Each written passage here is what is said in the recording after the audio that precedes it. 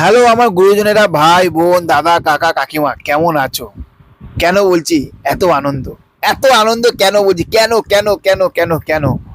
বহু মাস পর আমি 2 দিন না 3 দিন আগে আমি একটা ভিডিও দিয়েছিলাম মিঠুনদাকে নিয়ে, বলেছিলাম বাংলাতে বস এখন মিঠুনদার কোনো সিনেমার আপডেট নেই, দিতে পারবো না। কিন্তু মিঠুনদা বলে না, এমন চমক দেবে, এমন চমক দেবে বস, পুরো বুড়ো হতে পারে কিন্তু বুড়ো হারে জোর প্রচুর। সিরিয়াসলি বলছি, যে প্রোডাকশন হাউসটার কাজ থাকতে এই কাজটা আসছে, আমি পার্সোনালি বলছি এই প্রোডাকশন হাউসটাকে আমি বিশাল পছন্দ করি তা না, প্রচুর খারাপ ভাবি তাও না, ভালো মোটামুটি।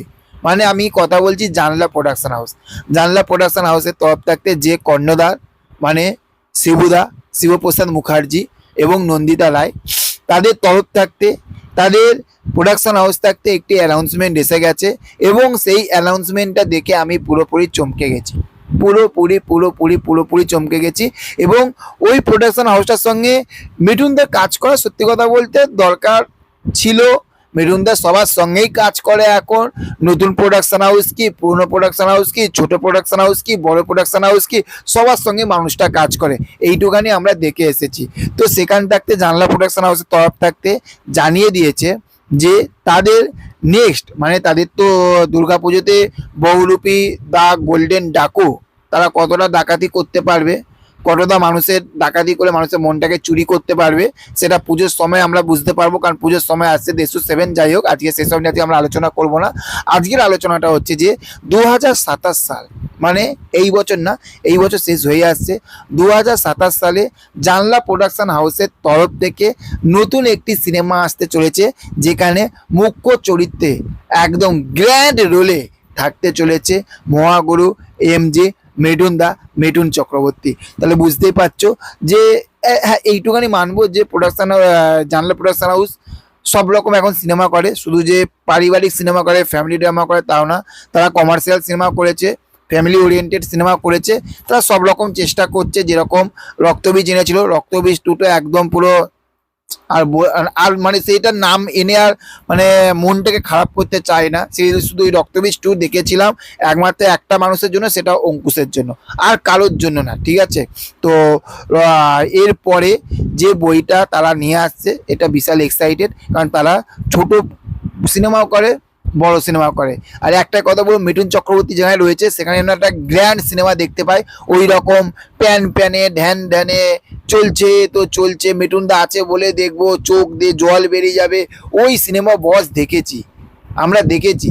শ্রীমতী ভার্সেস শ্রীমান ভার্সেস শ্রীমতী দেখলাম, হাসি ছিল, কান্না ছিল, সব কিছু ছিল, ঠিক আছে। সন্তান দেখতে দেখতে পুরো কেঁদে বালিশ ভাসিয়ে দিয়েছিলাম, সেটাও দেখেছি, ঠিক আছে। শাস্ত্রী, সেটাও দেখেছি, ওকে। তো সেই রকম সিনেমা প্রজাপতি দেখেছি, প্রজাপতি 2 দেখেছি। ওই মিঠুনদাকে নিয়ে ওই একই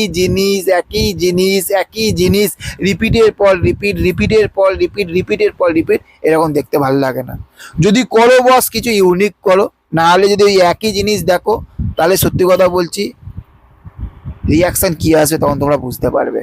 সিরিয়াসলি বলছি, মিঠুনদার সিনেমাতে মিঠুনদার অভিনয়ের জন্য কোনো খারাপ রিয়াকশন দিইনি, কিন্তু যদি এইখানে যদি ওই সেম একই জিনিস দেখি তাহলে কিন্তু বস রিয়াকশন অন্যরকম হবে। দেখা হচ্ছে পরবর্তী ভিডিওতে, ভালো থাকবেন। কারণ মানুষটাকে আমরা প্রচুর ভালোবাসি, মিঠুনদাকে আমরা প্রচুর ভালোবাসি।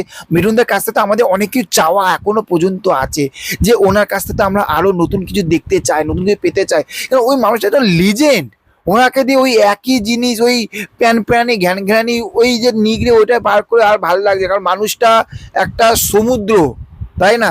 সমুদ্র থেকে আপনি যদি 1 চামচ যদি জল তোল, কিছু হবে সমুদ্রে? কিচ্ছু হবে না। তো মানুষটা একটা সমুদ্র, ঠিক আছে।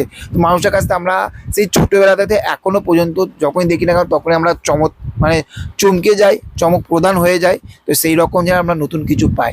ওকে, দেখা হচ্ছে পরবর্তী ভিডিওতে, ভালো থাকবেন। চ্যানেলে যারা যারা নতুন রয়েছেন চ্যানেলটাকে সাবস্ক্রাইব করতে ভুলবেন না। এইরকম ভালো ভালো এক্সাইটমেন্ট আপডেট পাওয়ার জন্য কি করতে হবে মুখে বলবো না, আপনারা সবাই জানেন। Tata, bye bye.